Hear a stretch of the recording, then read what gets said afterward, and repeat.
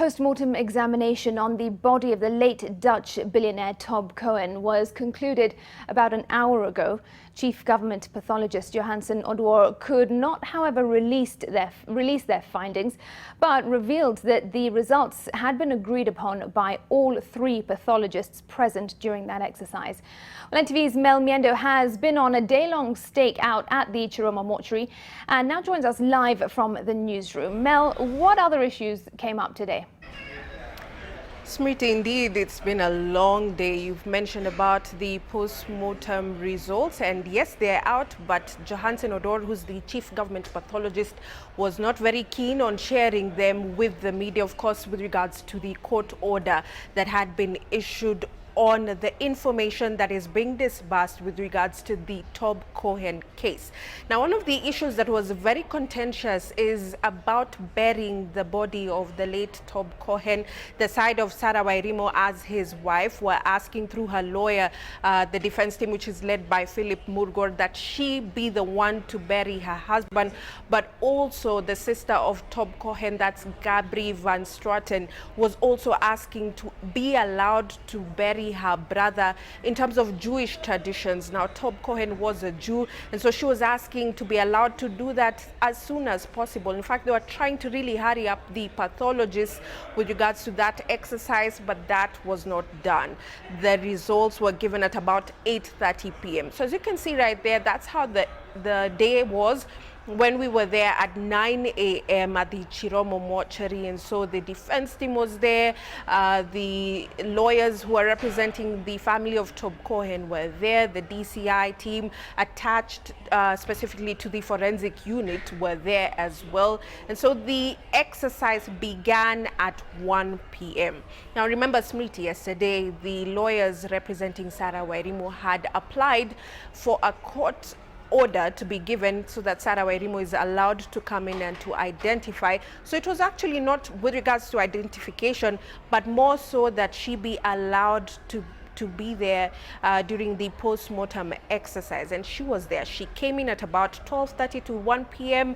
at the Chiromo mortuary, and she was allowed to go straight in to the examination room where the autopsy was being conducted. All she had to do was, as she was invited, to actually just see.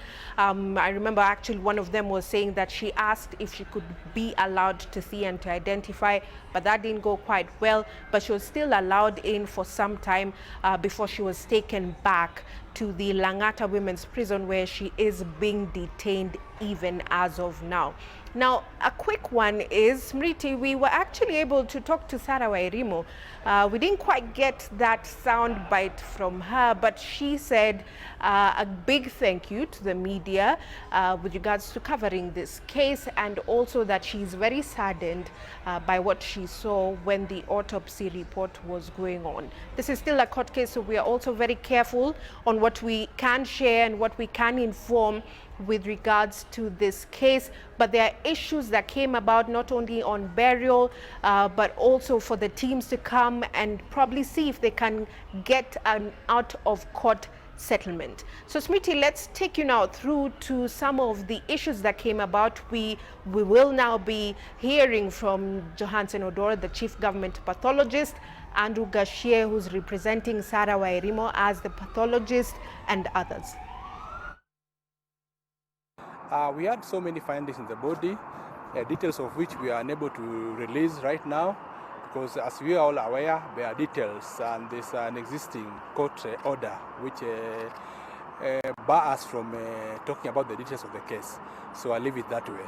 The reports will be sent to the people who are concerned or the concerned authorities, and I can't categorically say it is this particular time.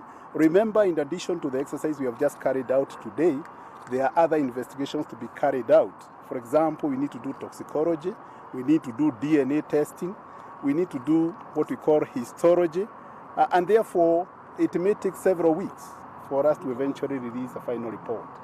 We still are waiting for the final confirmation on the DNA confirmation. So far, there's agreement that yeah, but we want DNA to confirm. That's suffices. Thank you. Yeah. We see the possibility that we will have a mutual agreement on the way forward, maybe by tomorrow. We all think, no, we all agree that the late Tob Cohen must be laid to rest as quickly as possible in a dignified manner. Actually, we had a problem initially. There was a tug of war about the body and who is going to bury and who has the right to bury and all that. But we have sat with the families, both sides, and we tend to think that this is something that we can solve without going to fight and dragging the late through this kind of a tussle. So we are able to agree, and we have a meeting again tomorrow morning, but the structure is there, it is in place, and I tend to think that we will not be fighting over this issue again.